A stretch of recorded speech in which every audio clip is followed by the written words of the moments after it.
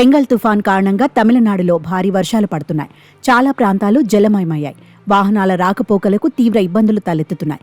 ఈ క్రమంలోనే చెన్నై ఎయిర్పోర్ట్లో ఒక విమానానికి పెను ప్రమాదం తప్పింది. ఎయిర్పోర్ట్లో ఇండిగో విమానం ల్యాండ్ చేస్తున్న క్రమంలో అదుపు తప్పింది. వెంటనే పసిగట్టిన పైలట్ మళ్లీ దాన్ని గాల్లోకి తీసుకెళ్లాడు. ఈ ఘటనతో విమానంలోని ప్రయాణికులతో పాటు అధికారులు ఒక్కసారిగా ఉలిక్కిపడ్డారు. దీనికి సంబంధించిన వీడియో ప్రస్తుతం సోషల్ మీడియాలో వైరల్ అవుతోంది.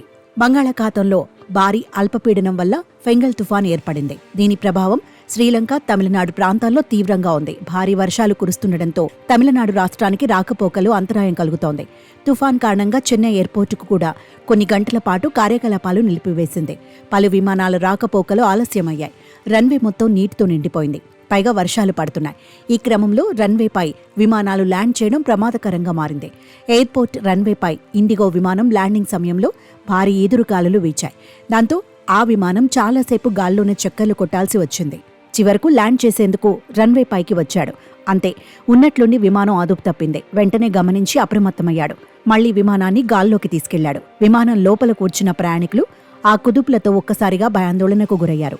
ఎయిర్పోర్ట్ అధికారులు కూడా షాక్ అయ్యారు. చివరకు పైలట్ అప్రమత్తతతో ప్రమాదం తప్పడంతో అంతా ఊపిరి పీల్చుకున్నారు. ఇక కాసేపటికి సురక్షితంగా రన్వేపై ల్యాండ్ చేశాడు పైలట్. దక్షిణాది రాష్ట్రాల్లో ఫెంగల్ తుఫాన్ ప్రభావం చూపిస్తోంది. తమిళనాడు, పుదుచ్చేరితో పాటు శ్రీలంకలో భారీ బీభత్సం జరిగింది. తమిళనాడులో తిరువల్లూర్, నాగపట్టణం ప్రాంతాల్లో నుంచి 470 మంది ప్రజలను అధికారులు ఖాళీ చేయించి సురక్షిత ప్రాంతాలకు తీసుకెళ్లారు. శ్రీలంకలో ఇప్పటి వరకు 15 మంది మరణించారని సమాచారం. మొత్తం 4.5 లక్షల మంది తుఫాను వల్ల నిరాశ్రయులయ్యారని అక్కడి మీడియా చెబుతోంది.